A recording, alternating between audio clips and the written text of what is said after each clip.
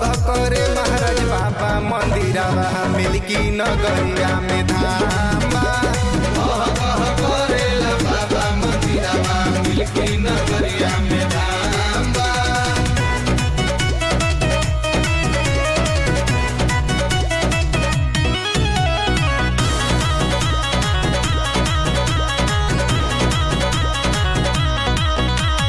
सुनी का तो स्वामी जी के 11 हो गो चेलावा 11 हो गो चेलावा 11 हो गो चेलावा। सबसे दुलरुआ जहाँ लागेला मेलावा लागेला मेलावा जी लागेला मेलावा।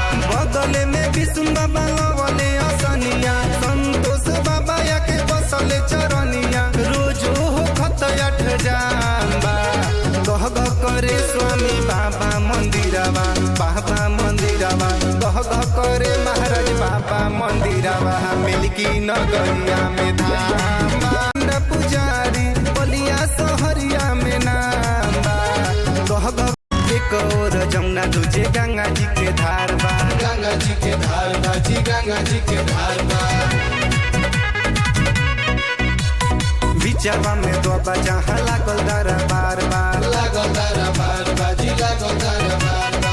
जाला ना निराश केहू बाबा के चरण से अन धन मांगे जमन मिले यहाँ मन से बिगड़ल बनत यहाँ काम बा गह गह करे स्वामी बाबा मंदिरवा गह गह करे महाराज बाबा मंदिरवा मिल्की नगरिया में धाम गह गह करेला बाबा मंदिरवा मिल्की नगरिया में धाम बा। चढ़े पर शादी यहाँ मिलेला भभूतिया मिलेला भभूतिया जी मिलेला भभूतिया। रोवत आवेले यहाँ हंस चले दुखिया हंस जाले दुखिया जी हंस जाले दुखिया।